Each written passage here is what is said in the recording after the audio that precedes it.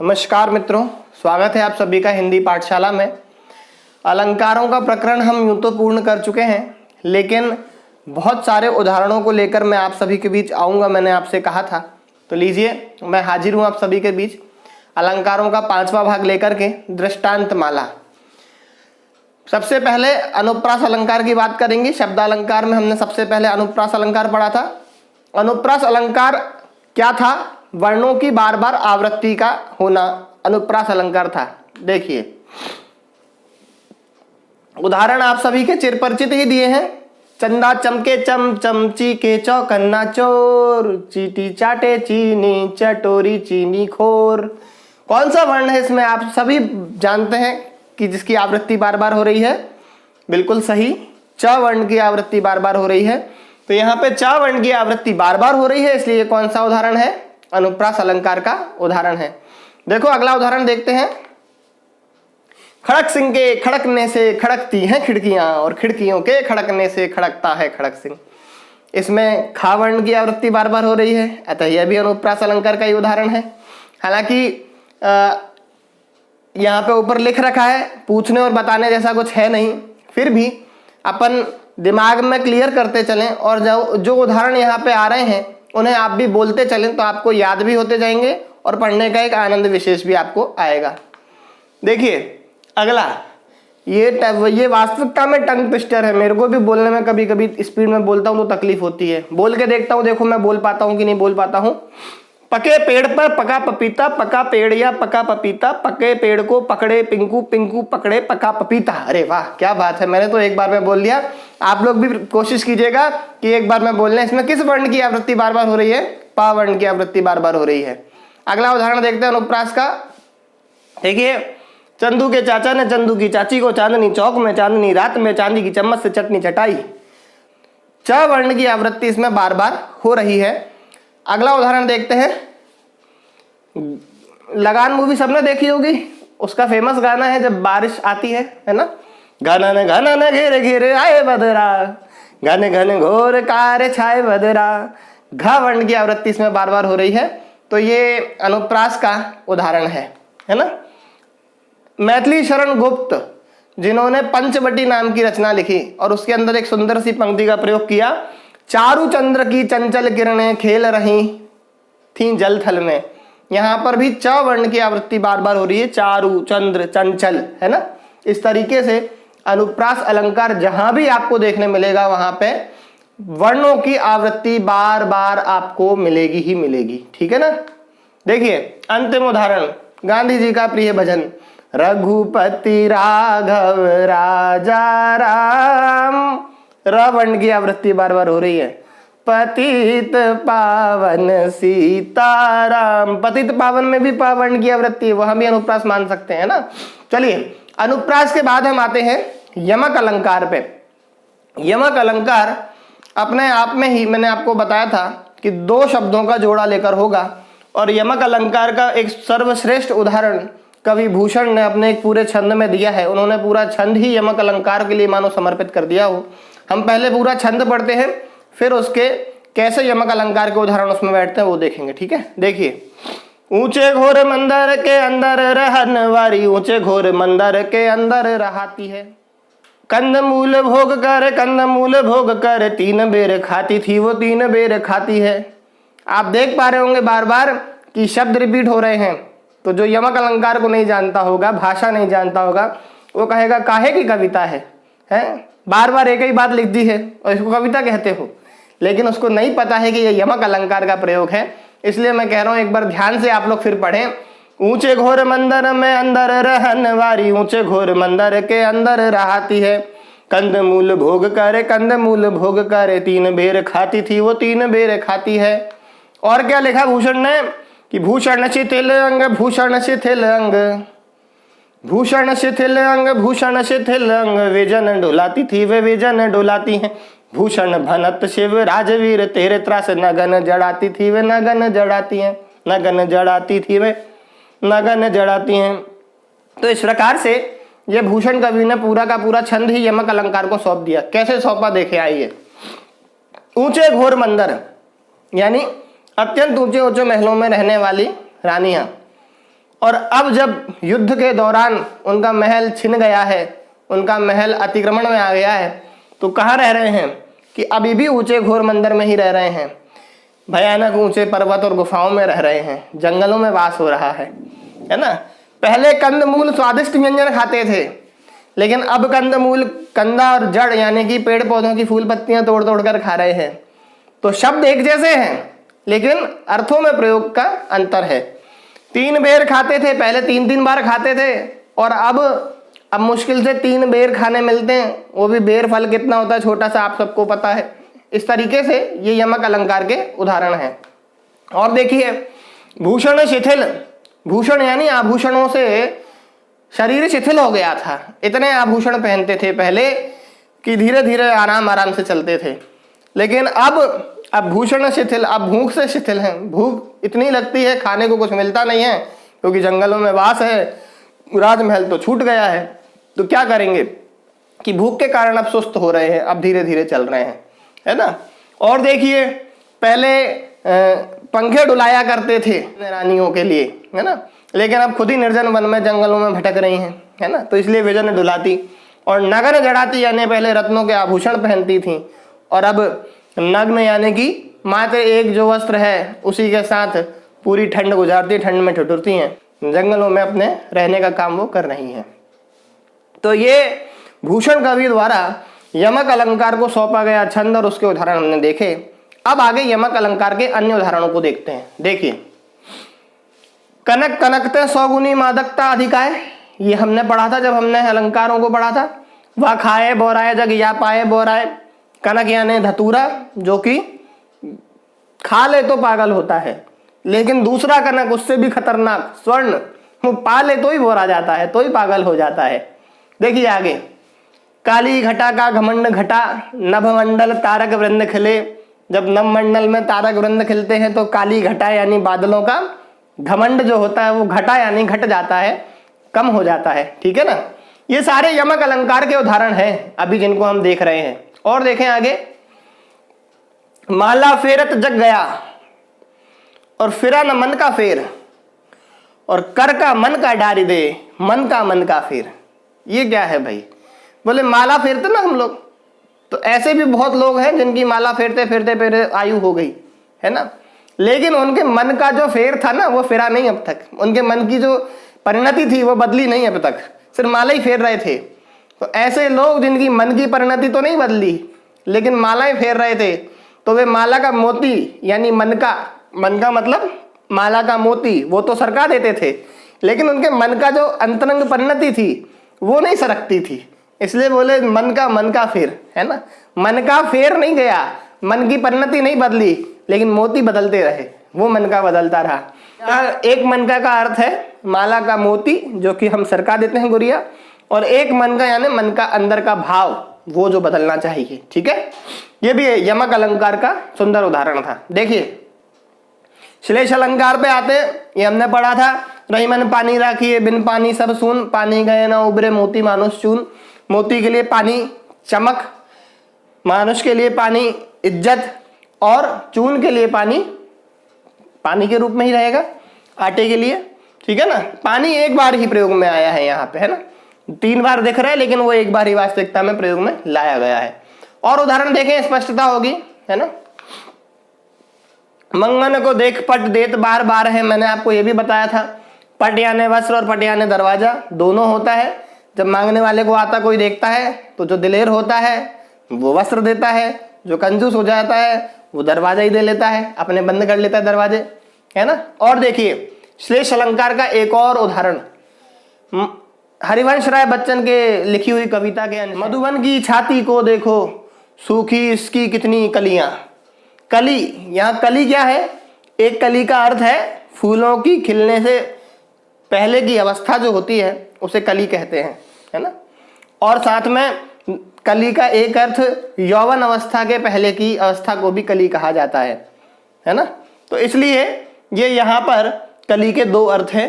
शब्द एक बार ही आया है, अर्थ 2 बार लिए गए हैं, ठीक है। आगे बढ़े, देखिए अब उपमा अलंकार की बात करते हैं। तुलना की बात, कंपैरिजन की बात, लेकिन कंपैरिजन किस रूप में होता है? समानता के रूप में होता है। उपमान और उपमेय की पहचान कैसे करते हैं ये मैंने आपको अपने वीडियोस में बताया था। मैं चाहता हूं आप सभी इन उदाहरणों को ध्यान से अपने पास नोट करें और उन वीडियोस के आधार पर डिसाइड करें कि इसमें क्या उपमान है और क्या उपमेय है, और मुझे कमेंट बॉक्स में लिखकर बताएं। तो ये काम आप जरूर करना, क्योंकि ऐसा आप करोगे तो मुझे ख्याल में आएगा कि आप क्या समझ पा रहे हो, कितना अच्छा समझ पा रहे हो। अभी हम उदाहरण देखते हैं। प्रात नभ था बहुत नीला शंख जैसे, ये एक उदाहरण हुआ। जैसे शब्द इसमें आए, तुलना कर रहे हैं हम जैसे के माध्यम से। पहेली सा जीवन है व्यस्त, है ना, हमारा जीवन बड़ा अस्त व्यस्त है। लेकिन कैसा अस्त व्यस्त है? जैसे किसी को पहेली दे दी जाए तो उसका जीवन अस्त व्यस्त हो जाता है, उसे खोजने में, उसको सुलझाने में। ऐसा ही हमारा जीवन भी व्यस्त है। हाय फूल सी कोमल बच्ची, हुई राख की थी ढेरी, ये हमने तब भी पढ़ा था उदाहरण, इसे मैं ज्यादा एक्सप्लेन नहीं करता हूं इसलिए। और देखिए उदाहरण उपमा अलंकार के। हरि पद कोमल कमल से, हरि के चरण कोमल हैं, किसके जैसे? कमल के जैसे। बरसा रहा है रवि अनल, रवि यानी सूर्य, वो बरसा रहा है। क्या बरसा रहा है? अनल यानी गर्मी बरसा रहा है। और उसके कारण हो क्या रहा है? भूतल यानी कि धरती तवा सा जल रहा है ना। तवे के ऊपर जैसे पराठा सिक जाता है ना जब गर्म होता है तवा, ऐसा ही बरसा रहा है रवि अनल भूतल तवा सा जल रहा है। आप उस पर पराठा सेक सकते हो। किस पर? भूतल पर। लेकिन कब? जब वह गर्म हो, है ना। तो यहाँ पे बरसा रहा है रवि अनल भूतल तवा सा जल रहा। इसमें सूर्य इतनी गर्मी इतनी तेज है कि मानो जैसे तवा जल रहा हो, ऐसी बात कह रहे हैं। और फिर देखिए मोती की लड़ियों से सुंदर झरते हैं झाग भरे निर्झर। प्रकृति का सौंदर्य है कि मोती की लड़ियों से सुंदर ऐसे निर्झर झरने बहते हैं प्रकृति में। तो ये उपमा अलंकार के उदाहरण हैं। और देखिए 2-3 उदाहरण। मजबूत शिलासी दृढ़ छाती, किसी की छाती मजबूत होना, छाती मजबूत होने के भी 2 अर्थ हो सकते हैं। एक ये कि वास्तविकता में उसकी शरीर से छाती मजबूत है, और ये कि उसका जिगर बहुत तेज है, माने है कमजोर दुबला पतला शरीर से, लेकिन उसके अंदर में विश्वास बहुत है, वो बड़ी से बड़ी चीज झेल जाता है। इसलिए कह रहे हैं मजबूत शिलासी। कैसा? उसकी छाती कैसी मजबूत है? शिला के समान मजबूत है ना, चट्टान के समान मजबूत है। और राधा का मुख चंद्रमा के समान सुंदर है। कौन राधा? श्री कृष्ण की राधा। उसका मुख कैसा है? चंद्रमा के समान सुंदर है। पीपर पात सरिस मन डोला, जिसके माध्यम से हमने सारे उदाहरण आगे समझे थे, तो ये तो आपको ख्याल में ही है। तो इस तरीके से हमने उपमा अलंकार के उदाहरणों को देखा। आइए अब बढ़ते हैं अगले अलंकार की तरफ, रूपक अलंकार। रूपक अलंकार क्या था? जहां पे उपमेय और उपमान को एक कर दिया जाता है, एक रूपता कर दी जाती है उसकी। देखिए मैया मैं तो चंद्रमा और खिलौना 2 अलग अलग चीजें हैं, लेकिन कह रहे चंद्र खिलौना ले हूं, मेरे को चंद्रमा ही चाहिए खिलौने में, है ना। और जीवन तरु की महिमा न्यारी, तरु यानी वृक्ष और जीवन, ये दोनों अलग अलग चीजें हैं, लेकिन ये कह रहे हैं जीवन रूपी वृक्ष, जीवन ही वृक्ष है, जीवन रूपी वृक्ष, उसकी महिमा न्यारी है साहब। और देखें चरण कमल बंदो हरिराई, चरण है अलग, कमल है अलग, लेकिन दोनों को मिला दिया, एक रूप कर दिया। चरण कमल बंदो हरिराई, चरण रूपी कमल, चरण रूपी कमल नहीं, कमल रूपी चरण, उनको वंदना करते हैं, ठीक है ना। देखिए आगे, शशि मुख पर घूंघट डाले अंचल में दीप छिपाए, है ना। मुख अलग चीज है, शशि यानी चंद्रमा अलग चीज है।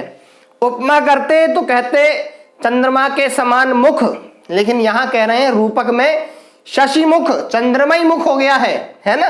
ऐसा शशि मुख पर घूंघट डाले अंचल में दीप छिपाए। और मन सागर, मनसा लहरी, बूढ़े बहे अनेक। मन सागर, सागर समुद्र, मन मन अपना वो सागर, मन रूपी सागर, मन अलग है सागर अलग है, दोनों को एक कर दिया, मन सागर, मन ही सागर हो गया है। और मनसा यानी इच्छा, इच्छा रूपी लहरें, मन रूपी सागर, इच्छा रूपी लहरें, और उसमें बह गए बूढ़े अनेक, है ना। ऐसे मन और मन की इच्छाओं को पूरे करते करते अनेक लोग बूढ़े हो करके, वृद्ध हो करके निकल लिए, है ना। और देखें उदित उदयगिरी मंच पर रघुवर बाल पतंग, और विकसे संत सरोज सब हर्षे लोचन भंग, भंग मतलब भौरा, है ना। यहाँ पे मंच और उदयगिरी, ये दो अलग अलग चीजों को एक रूप में देखा गया है। बाल पतंग, पतंग अलग होती है, बालक अलग होता है, लेकिन बाल पतंग एक रूप कर दिया। ऐसे ही संत सरोज, उसे एक रूप कर दिया। और लोचन भंग यानी लोचन रूपी आंखों का जो रूप है उसे भौरे से जोड़ दिया। तो ये चार उदाहरण, ये सारे के सारे उदाहरण, ये चार नहीं, ये सारे के सारे उदाहरण किसके हैं? रूपक अलंकार के हैं। मैं समझता हूं ये सारे के सारे उदाहरण आपके अध्ययन में जरूर काम आएंगे। देखिए आगे बढ़ते हैं। उत्प्रेक्षा अलंकार। सोहत ओढ़े पीत पटु, श्याम सलोने गात, और मनो नीलमणि शैल पर आतप परियो प्रभात। जब श्री कृष्ण अपने सलोने सलोने शरीर पर पीले पीले वस्त्र पहन लेते हैं तो ऐसा लगता है मानो कि नीलमणि पर्वत पर सुबह की सूरज की रोशनी पड़ रही है, पीली पीली, है ना। और कहती हुई यो उत्तरा के नेत्र जल से भर गए, हिम के कणों से पूर्ण मानो हो गए पंकज नए। तो ये मानो पंकज नए हो गए। कमल की प्रेक्षा अलंकार के कुछ उदाहरण। उस वक्त मारे क्रोध के तनु कांपने, उनका लगा मानो हवा के जोर से सोता हुआ सागर जगा है। मतलब ये समझिए कि किसी के क्रोध से इतना भयभीत हो गए हम कि मानो हवा के जोर से सोता हुआ सागर भी जग जाए। न सागर सोता है ना वो जाग सकता है हवा के जोर से, लेकिन भयभीत पने का एक इतना प्रबल उदाहरण दिया है कि मानो किसी ने हम पर क्रोध किया और हम इतने भयभीत हो गए। कितने भयभीत हो गए साहब बताओ जरा। तो बोले क्या बताएं। मान लो ऐसा होता तो नहीं है, लेकिन समझने के लिए मान लो इतने भयभीत हो गए कि जोर से हवा चली तो समुद्र भी उठ करके बैठ गया, अरे भैया क्या हो गया ये, है ना। इतने भयभीत हो गए। तो ये मानने का काम उत्प्रेक्षा अलंकार में होता है। सिर फट गया उसका वहीं, किसी का सिर फोड़ दिया किसी ने, तो बोले सिर फट गया उसका वहीं, मानो अरुण रंग का घड़ा हो, लाल रंग का घड़ा फूट गया हो ऐसा लग रहा है। जैसे ऐसा सिर फटा तो खून बहने लगता है, तो लाल रंग का घड़ा फूट गया हो ऐसा लग रहा है कि लाल रंग का घड़ा फूट गया, लाल लाल लाल लाल रक्त पड़ा है चारों ओर, ऐसा सिर फटा उसका। किसी का सिर फटा, इन्हें घड़ा फूटता दिख रहा है। तो कविता के अंदर ये सब चीजें हो सकती हैं। देखिए, नेत्र मानो कमल है, मान लो कमल है, हो तो सकते नहीं है, लेकिन नेत्र मान लो क्या है? कमल है। ऐसे मानने का काम जो होता है ये उत्प्रेक्षा अलंकार में होता है। मनो मानो जनहु, ये सब उसके पहचान के चिन्ह हैं। देखिए आगे, अब हम पढ़ते हैं मानवीकरण अलंकार। फूल हंसे कलियां मुस्काई, इनकी चर्चा हम कर चुके थे। फूल हंसते नहीं है, कलियां मुस्काती नहीं है, लेकिन यहाँ पे माना जाता है कि मान लो प्रकृति किसके जैसा काम कर रही है? मानव की तरह काम कर रही है। मेघ आए बड़े बंठन के संवर के, बादल आते हैं, ये सही बात है बादल आते हैं, ये सही बात है, लेकिन कभी बादल बन ठंड के सवर के नहीं आते कि साथ श्रृंगार करके आए। लेकिन फिर भी मानने के लिए एक मानव की तरह प्रकृति व्यवहार कर रही है, ऐसा मानना यहाँ पे देखा गया है। कलियां दरवाजे खोल खोल, जब झुरमुट में मुस्काती हैं। घर के अंदर कोई आए तो बच्चे क्या करते हैं? बच्चों को बोल दें बाहर नहीं आना, है ना, लेकिन बच्चे पर्दे के पीछे झांक झांक करके, दरवाजे खोल खोल करके पीछे से मुस्काते हैं है ना। ऐसे ही कह रहे हैं कि कलियां दरवाजे खोल खोल जब झुरमुट में मुस्काती हैं, ठीक है ना। और देखिए मानवीकरण के उदाहरण, जगी वनस्पतियां अलसाई मुंह धोया शीतल जल से, ये उदाहरण हमने वहां भी देखा था। और सागर के उर पर नाच नाच करती हैं लहरें मधुर गान, लहरों की आवाज आती है, लेकिन लहरें कहाँ आवाज करती हैं? तो बोले सागर के उर पर यानी हृदय पर, सागर के हृदय पर खड़ी होकर नाचती हैं लहरें और मानो मधुर तान में गा रही हूं, है ना। ऐसी सागर के उर पर नाच नाच करती हैं लहरें मधुर गान। और ये उदाहरण भी हमने वहां देखा था, है वसुंधरा बिखेर देती मोती सबके सोने पर, रवि बटोर लेता है उसको सदा सवेरा होने पर। ये मानवीकरण अलंकार के उदाहरण थे कुछ। अब देखें अतिशयोक्ति अलंकार के उदाहरण। हनुमान की पूंछ में लगन न पाई आग, आग लगी नहीं और लंका सगरी जल गई। जिस कारण आग लगी थी वो बात तो बताई नहीं। बोले हनुमान की पूंछ में लगन न पाई आग, हनुमान की पूंछ में आग लग ही नहीं पाई और लंका सगरी जल गई। फिर आग लगी नहीं तो जली कैसे, है ना। हनुमान की पूंछ में लगन न पाई आग, लंका सगरी जल गई, गए निशाचर भाग। और आगे नदियां बढ़ी अपार, है ना, घोड़ा कैसे उतरे पार, राणा ने सोचा इस पार, तब तक चेतक था उस पार। देखिए और उदाहरण देखिए, 2-3 उदाहरण देख लेते हैं। धनुष उठाया जो ही उसने, अर्जुन की बात है, अर्जुन ने जैसे ही धनुष उठाया है, चलाया नहीं है, ध्यान रखना। धनुष उठाया जो ही उसने और चढ़ाया उस पर बाण, धरा सिंधु नभ कापे सहसा, अभी से ही कांपने लगी, अभी तो सिर्फ धनुष उठा करके बाण रखा है उस पे। धरा सिंधु नभ कापे सहसा, विकल हुए जीव वैसे ही तड़प तड़प के मरने लगे। ये अतिशयोक्ति है। किसी के धनुष मारने से कोई ऐसा तड़प तड़प के मरे तो समझ में आता है, उठाने से ही मर गया तो अतिशयोक्ति है। देख लो साकेत नगरी है यही, है ना। साकेत ये नहीं, ये नगरी नहीं है, अयोध्या नगरी का नाम है साकेत नगरी, जो कि स्वर्ग से भी सुंदर कही जाती है। देख लो साकेत नगरी है यही, स्वर्ग से मिलने गगन में जा रही। आसमान में कोई नगरी जाती नहीं है, लेकिन फिर भी गगन में ये जा रही है स्वर्ग से मिलने, ये अतिशयोक्ति है। और भूप सहस 10 एक ही 12, लगे उठावन टरत न टारा। वो सीता जी का स्वयंवर की बात है कि हजारों राजा एक साथ धनुष को उठाने के लिए चले गए। पहली बात तो हजारों राजा एक साथ धनुष को उठा ही नहीं सकते, क्यों? क्योंकि इतनी जगह ही नहीं होगी वहां पे कि 1000 राजा एक साथ उसको उठाने के लिए चेष्टा कर पाए। लेकिन फिर भी अतिशयोक्ति है, हजारों राजा एक साथ उठाने के लिए चले तो गए, लेकिन उनसे हिला तक नहीं उनसे धनुष, तो ये अतिशयोक्ति के अलावा कुछ नहीं है। ये अलग बात है कि इतने राजाओं के उठाने पर भी नहीं हिला, लेकिन हजारों राजाओं ने एक साथ उठाया सो संभव नहीं है। ये बात यहाँ पे अतिशयोक्ति की समझनी।